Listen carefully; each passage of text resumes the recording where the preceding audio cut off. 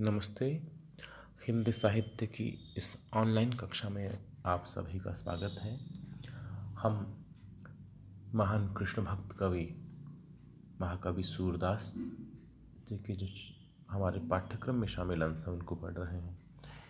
सूरदास निश्चित रूप से प्रेम श्रृंगार और विशेषकर वात्सल्य की कवि हैं, किंतु उनकी जो आरंभिक रचनाएं हैं वे दास्य भाव की रही हैं, विनय भाव की रही हैं।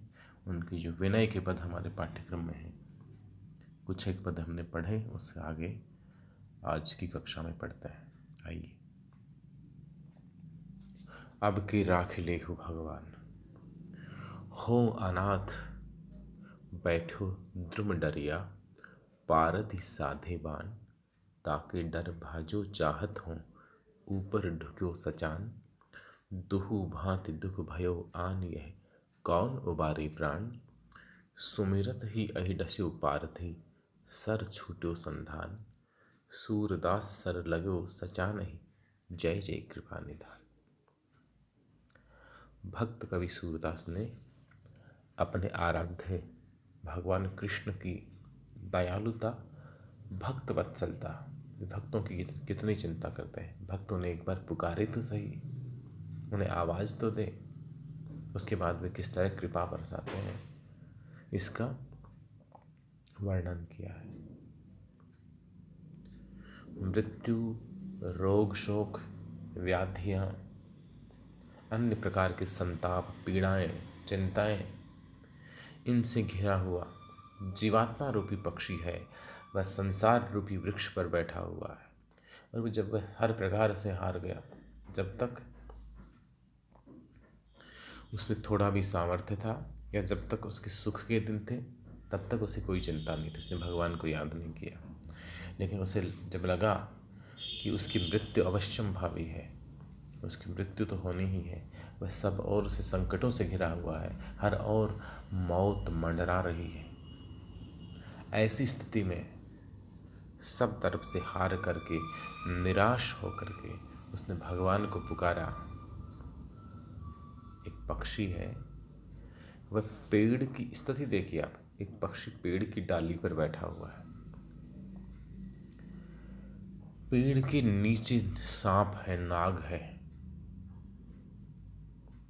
नाग भी पक्षी को खा सकता है, इसलिए पक्षी बच करके पेड़ की ऊंची डाली पर बैठ गया।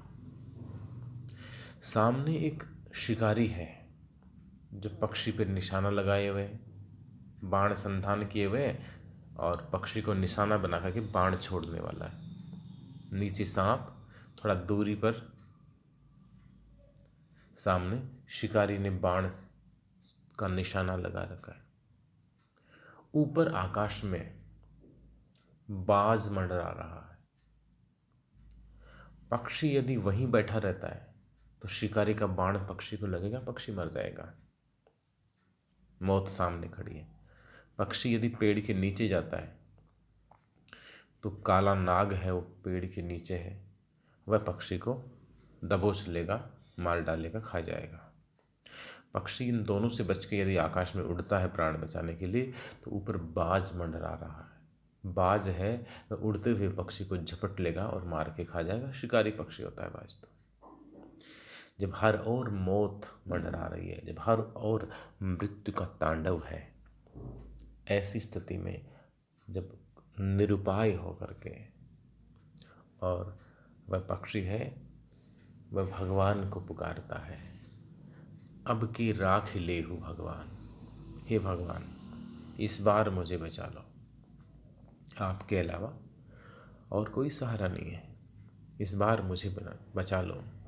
हो अनाथ, ब्रज भाषा में हो का अर्थ है मैं, हो अनाथ, प्रभु मैं अनाथ हूँ, मेरा कोई आश्रय नहीं, आपके अलावा मुझे कोई नहीं बचा सकता। हो अनाथ बैठो द्रुम डरिया, मैं अनाथ होकर के, निराश्रित होकर के, और द्रुम डरिया, द्रुम यानी पेड़, मैं इस पेड़ की डाली पर बैठा हुआ हूँ, मुझे कोई नहीं बचाने वाला है, कोई मेरा रक्षक नहीं है, मैं थक हार कर इस पेड़ की डाली पर बैठा हूँ। अनाथ बैठो द्रुम डरिया, पारधि साधे बान, पारधी यानी शिकारी मुझे यहाँ बैठा देख करके और शिकारी ने मुझ पर बाण साध दिया है, मुझ पर निशाना लगा दिया है, बाण संधान किया हुआ है शिकारी का। ताकि डर भाजो चाहत हूँ, मैं उस शिकारी के बाण के डर से डर करके भाजो चाहत हूँ, मैं भागना चाहता हूँ, लेकिन जब उड़ूंगा भागूंगा तो दूसरा संकट तैयार है। ऊपर ढुक्यो सचान, सचान यानी बाज, सचान बाज पक्षी है, ढुक्यो यानी मंडरा रहा है। ताके डर भाजो चाहत हो, ऊपर ढुक्यो सचान, हे प्रभु मैं पेड़ की डाली पर बैठा हुआ हूँ और पारधी ने शिकारी ने मुझ पर बाण संधान कर रखा है, उस बाण से बचने के लिए मैं भागना चाहता हूँ। तो ऊपर सचान यानी बाज, बाज पक्षी है, वह मंडरा रहा है, मैं उड़ूंगा तो मुझे वह आकाश से उड़ते हुए झपट के मार के खा जाएगा। दुहु भांति दुख भयो आनीय है, हे प्रभु इस प्रकार से दोनों प्रकार से, दोनों भांति दुख भयो, दोनों प्रकार से दुख की घड़ी आ गई, संकट आ गया है, आनी है। कौन उबारे प्राण, अब मेरे प्राण कौन उबारेगा, मेरी जान कैसे बचेगी। प्रभु ऊपर बाज मंडरा रहा है और सामने शिकारी है, और नीचे पेड़ के नीचे, हालांकि वहाँ भी शिकारी नहीं छोड़ेगा, लेकिन पेड़ के नीचे जाऊं तो नीचे की शाखाओं पर सांप लिपटा हुआ, नाग लिपटा हुआ है, तो वह खा जाएगा।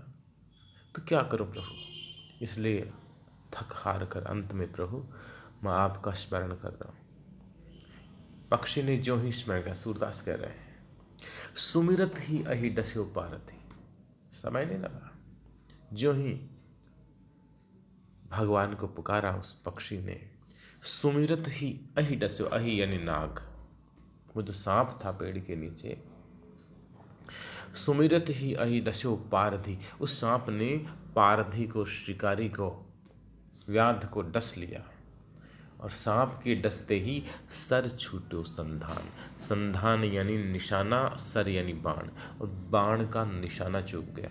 नीचे जो सांप था उसने शिकारी को डस लिया, और सांप के डसते ही शिकारी घबरा गया, और उसका जो निशाना था, पक्षी पे निशाना लगा हुआ था, वह निशाना छूट गया, चूक गया, और सूरदास सर लगे वो सचान है।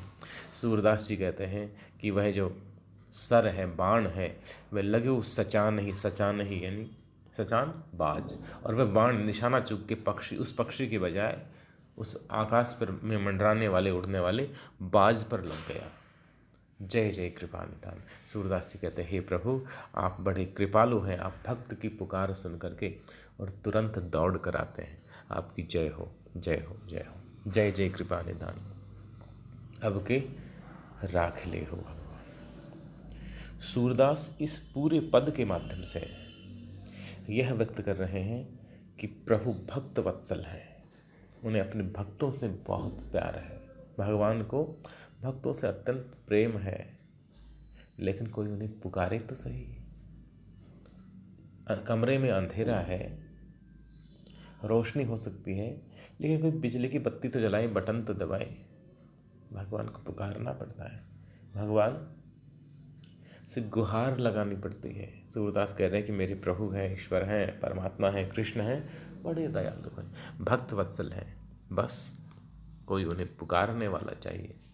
हम जो संसारी जीव हैं वे उन्हें पुकारते नहीं, उन्हें याद नहीं करते, इसलिए भगवान नहीं आते। बड़ा अच्छा पद है, और एक खास बात यह है सूरदास की सारे पदों की कि सूरदास जी बहुत अच्छे संगीतज्ञ हैं, संगीत के जानकार हैं, इसलिए उनके सारे के सारे पद हैं वे संगीत की राग रागिनियों में गाए जा सकते हैं। सूरदास जी बहुत अच्छे गायक भी थे, तो वे तो वास्तव तो गाया ही करते थे। श्रीनाथ जी के यहाँ कीर्तन क्या करते थे, जो अष्टछाप के 8 कवि थे उनमें से एक सूरदास जी हैं, तो वे भी अपनी बारी आज जब आती तो श्रीनाथ जी के श्री चरणों में बैठ करके और उन्हें ये पद सुनाया करते थे, भक्तगण सुना करते थे। वे तो नेत्रहीन थी सूरदास जी, तो अन्य भक्तों ने उन्हें संग्रहित कर लिया। तो इस तरह से ये पद था जिसमें भगवान की भक्त वत्सलता का वर्णन है। यहाँ जो ये पक्षी है ये भोली भाली जीवात्मा का प्रतीक है, और शिकारी मृत्यु का, व्याधियों का, रोग शोक का इनका प्रतीक है। नाग भी इस तरह से है, हमारी वासनाओं का प्रतीक है। और बाज है, वह भी मृत्यु का, विनाश का प्रतीक है, चाहे वो माया हो या अन्य कोई चीज़ें हों। ये हमें हर प्रकार से जीव का विनाश करने के लिए निरंतर तत्पर है। और जीव यदि भगवान को पुकार ले तो ये सारी व्याधियाँ, सारे संकट छूट सकते हैं, ऐसा सूरदास जी का विश्वास है। मध्यकाल के कवियों की, चाहे वो सारे भक्त कवियों की, चाहे वो निर्गुणिया भक्त कवि हों, चाहे राम भक्त कवि हों, चाहे वो कृष्ण भक्त कवि हों, चाहे वे सूफी संत हों, सबकी ईश्वर के प्रति अनन्य आस्था है, गहरी श्रद्धा है। और आस्था बड़ी चीज़ है। और इसी आस्था की डोर को पकड़ करके और वे ऐसा साहित्य लिख देते हैं जो 400-500 वर्षों के बाद भी अपनी महत्ता रखता है, अपना महत्व रखता है। अगला पद भी इसी प्रकार का, आगे पढ़ते हैं। अब मैं जानी देह बुढ़ानी, अब मैं जानी, अब मैंने जान लिया, अब मेरी समझ में आया है। देह बुढ़ानी, कि मेरी ये जो देह है, मेरा ये शरीर है, ये बुढ़ा गया है। अब मैं वृद्ध हो गया हूँ, बूढ़ा हो गया हूँ। अब मैं जानी देह बुढ़ानी। संतों ने, भक्तों ने जीवात्मा को, मन को, सामान्य मानव को बहुत समझाया है कि सांसारिक झगड़े में, इस गला काट प्रतिस्पर्धा में कुछ नहीं रखा है। जब तक देह में शक्ति है, सामर्थ्य है, तभी हमें भगवान का भजन कर लेना चाहिए, भक्ति कर लेनी चाहिए। जैसा कबीर भी कहते हैं कि 5 बरस का भोला भाला, अब तो 20 भयो, मगर 25 कारण देश विदेश गए, तूने कबहु न कृष्ण कहो, जन्म तेरो बात ही बीत गयो। हमारा जीवन बातों बातों में, सांसारिकता में, अन्य उलझनों में बीत जाता है और हमें आत्मकल्याण के लिए कभी अवसर नहीं मिलता। हम सोचते हैं नहीं, जब ये जो भक्ति तो है वो बुढ़ापे की चीज़ है, बूढ़े होंगे तब यही करेंगे और क्या करेंगे। सूरदास कह रहे हैं कि ज़िंदगी ऐसे ही गुजर गई। अब मैं जाने, अब मेरी समझ में आया है, अब मैंने जाना है। देह बुढ़ानी, मेरी देह, मेरा शरीर बुढ़ा गया है, मैं बूढ़ा हो गया हूँ। शीस पाँव कर कहो न मानत, अब मेरा शीस, सिर, पाँव, पैर और कर यानी हाथ, मेरे हाथ पैर और सिर हैं, कहो न मानत, मेरा कहा नहीं मानते, मेरे नियंत्रण में नहीं है। आपने देखा होगा, तो अवस्था बहुत ज़्यादा हो जाए, व्यक्ति बहुत ज़्यादा बूढ़ा हो जाए तो हाथों में कंपन होना शुरू हो जाता है, गर्दन भी धीरे धीरे हिलने लग जाती है। शीश पाँव कर कहो न मानत, हाथ पैर और सिर मेरा कहा नहीं मानते। तन की दशा सिरानी, तन की, मेरे पूरे शरीर की दशा, शरीर की जो हालत है, स्थिति है, सिरानी, सिराना होता है ठंडा, पूरा शरीर ठंडा पड़ने लग गया है। अब वो युवा अवस्था वाली गर्मजोशी नहीं रही, शरीर में वैसी जान नहीं रही जो जवानी में थी। अब तो हालत बहुत खराब हो गई है। आन कहत आने कही आवत, मैं कहता कुछ हूँ, आन यानी अन्य, आन कहता तो अन्य ही बात हो, कहना तो कुछ और ही चाहता हूँ, लेकिन आने ही कही आवत, लेकिन कहा कुछ और ही जाता है। वाणी पर नियंत्रण नहीं रहा, याददाश्त कमजोर हो गई, जीभ लड़खड़ाने लग गई, मस्तिष्क की पकड़ कमजोर हो गई शरीर के अंगों पर।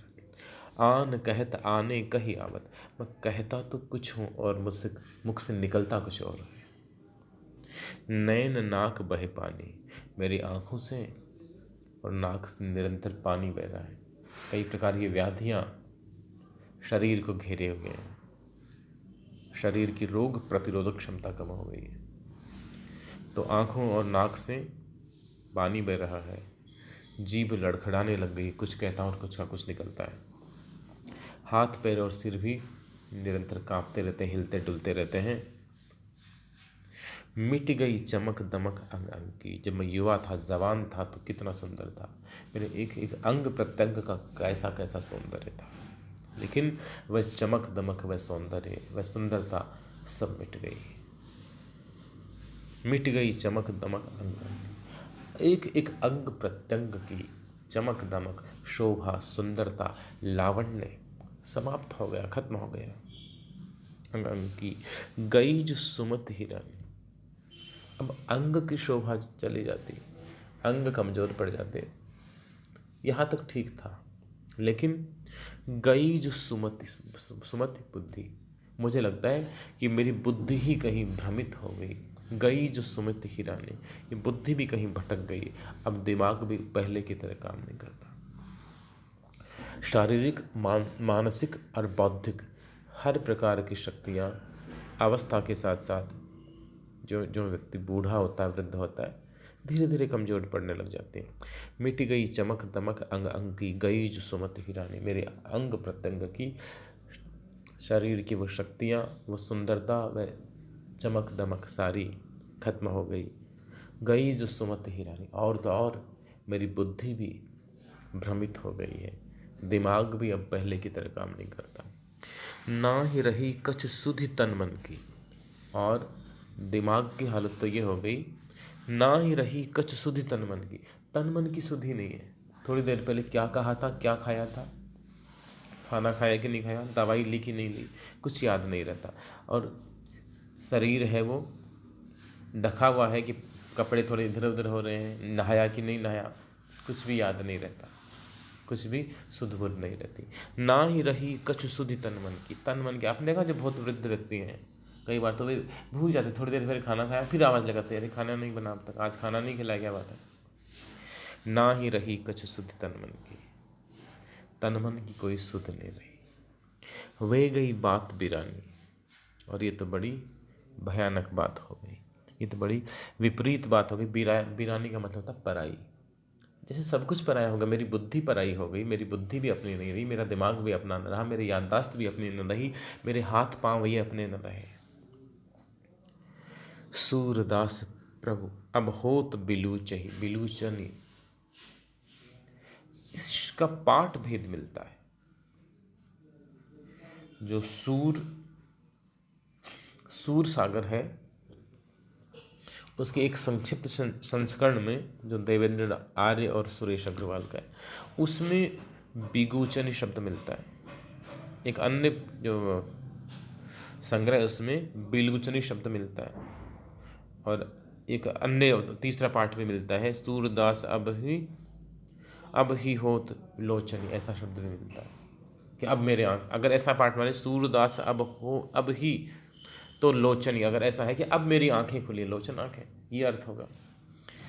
सूरदास प्रभु अब होत बिलूचन, बिलूचन बिलोचन नेत्र, अब मेरी आंखें वही हैं। मुझे पहले भगवान को भजन लेना चाहिए था, भगवान की भक्ति पहले कर लेनी चाहिए थी, लेकिन अब जब मैं बूढ़ा हो गया, अशक्त हो गया, तब मेरे समझ में आया, अब मेरी आंखें खुली हैं।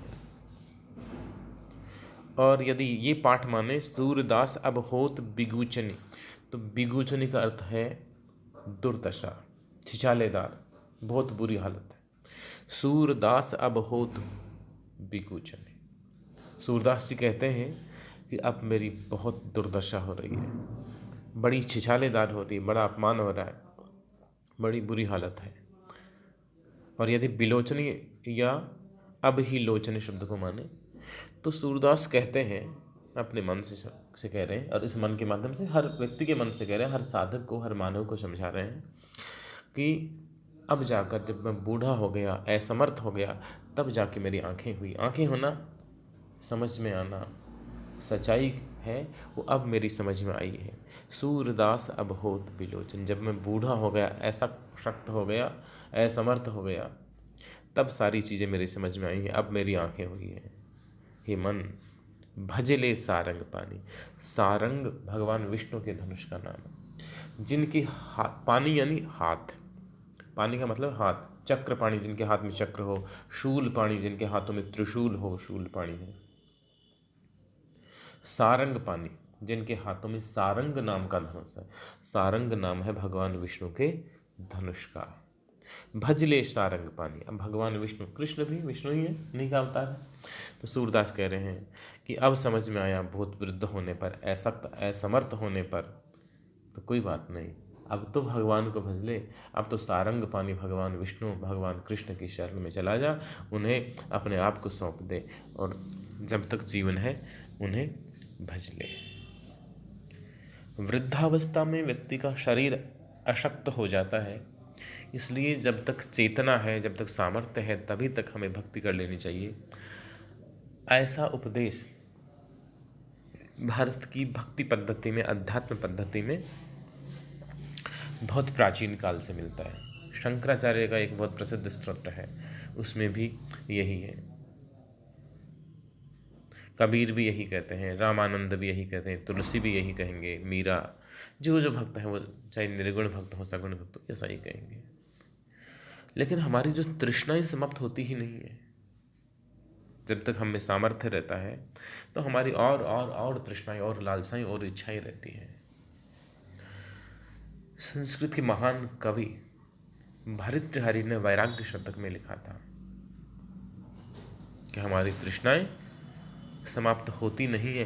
भोगो न भुक्तो वयमेव भुक्ता, भोग हमें नहीं भोगते, हम क्षमा कीजिए, हम भोगों को नहीं भोगते हैं। स्वादिष्ट भोजन हम कर रहे नहीं, भोजन तो हम नहीं खा रहे, भोजन हमें जी मिला है। भोगो न भुक्तो वयमेव भुक्ता, भोगों को हम नहीं भोग रहे, भोग हमें भोग रहे। हमारा शरीर है ना, उनका शिकार बन रहा है। नशा करके देखो, आदमी सोचता है कि मैं नशा कर रहा हूँ, मैं शराब पी रहा हूँ या मैं बीड़ी पी रहा हूँ या मैं चिलम पी रहा हूँ। नहीं नहीं, ये जो नशा है ना वो हमें पी रहा है। नशा तक वैसा ही वैसा है, लेकिन तो नशा करने वाला उसका शरीर कितना कमज़ोर हो जाता है। इसका मतलब नशा उस मानव को पी गया, खा गया। भोगो न भुक्ता वयमेव भुक्ता, भोगों को हम नहीं भोगते, भोग ही हमें भोग रहे हैं। इस तपो न तप्तो वयमेव तप्ता, हम तप नहीं कर रहे, ये जो तप है वो हमें ही तपा रहे हैं। कोई तपस्या करता है, मानव तपस्या नहीं करता, वो तप है, वो हमारे शरीर को तपा रहा है, इसलिए हमारे शरीर पर, हमारे जीवन पर प्रभाव पड़ता है। कालो न यातो वयमेव याता, काल यातो यानी बीतना, समय कहीं नहीं जाता, समय नहीं बीतता, हम ही बीत जाते हैं। कैसी दृष्टि है। हम तो कहते हैं कि अरे टाइम चला रहा है, जा रहा है, टाइम नहीं है, समय नहीं है, समय बीत रहा है। नहीं, समय नहीं बीत रहा, हम ही बीत रहे हैं। जब हम बच्चे थे, शिशु थे, तब भी ये दिन रात इस प्रकार होते थे, सुबह और शाम होती थी। आज भी वैसे ही होता है, लेकिन हम वहाँ से यहाँ तक आ गए। हम वृद्ध हो गए, युवा हो गए, वृद्ध हो गए, और अंत में दुनिया छोड़ के चले जाएंगे। काल कहीं नहीं जाएगा, हम ही चले जाएंगे। कालो नहीं आतो वय आता, काल नहीं बीत रहा, हम ही बीतते हैं। और तृष्णा न जीर्णा वयमेव जीर्णा, इस सब के बावजूद हम कितने बड़े हो जाएं, कितने वृद्ध हो जाएं, लेकिन हमारी तृष्णा, हमारी लालसा, हमारी इच्छाएं जीर्ण नहीं होती, कमज़ोर नहीं होती। वयमेव जीर्णा, वे इच्छाएं हमें ही जीर्ण कर देती हैं, हम ही कमज़ोर हो जाते हैं और एक दिन मर जाते हैं, समाप्त हो जाता है जीवन, ये यह लीला समाप्त हो जाती है। लेकिन हमारी तृष्णाएं, हमारी इच्छाएं, हमारी लालसाएं, हमारी कामनाएं समाप्त नहीं होती। तो हमारे जो भक्त हैं, साधक हैं, संत हैं, वे निरंतर ये उपदेश देते हैं कि यदि हमें अपने जीवन को संयत करना है, संयमित करना है, अनुशासित करना है, भक्ति करनी है, अपनी आध्यात्मिक उन्नति करनी है, तो इसके लिए वृद्धावस्था का इंतजार मत करो। जब समय मिले, जब जाग जाओ, तभी सवेरा है। तो सूरदास का ये पद भी इसी तरह का उपदेश देता है, अब मैं जानी देह बुढ़ानी। तो इस तरह से सूरदास दास्य कवि के रूप में भी उतने ही श्रेष्ठ रचनाएं देते हैं, जैसा आगे चल के वे सख्य भाव की रचनाएं लिखते हैं या श्रृंगार की रचनाएं लिखते हैं, वत्सल रस की रचनाएं लिखते हैं। वे जितनी सरस मधुर हैं, उसी प्रकार से उतनी ही गहरी रचनाएं उनकी दास्य भाव वाली, विनय वाली रचनाएं हैं, वे भी गहरे निहितार्थ वाली। उस मामले में न तुलसी से कमज़ोर पड़ते हैं, न कबीर से कमज़ोर पड़ते हैं, दास्य वाली रचनाओं में भी। लेकिन संख्या जो है, परिमाण है, उसका जो अंतर है वो हो सकता है, लेकिन जो सूरदास ने लिखा है, चाहे वो किसी भी भाव पे लिखते हो, लिखते बड़ा अद्भुत है, अनूठा है। वो पूरे भाव को, पूरे वातावरण को उपस्थित कर देते हैं। ये सूरदास जी की रचनाओं की बड़ी महत्वपूर्ण विशेषता है। धन्यवाद। शेष हम अगली क्लास होगी, अगला वीडियो होगा, उसमें पढ़ेंगे।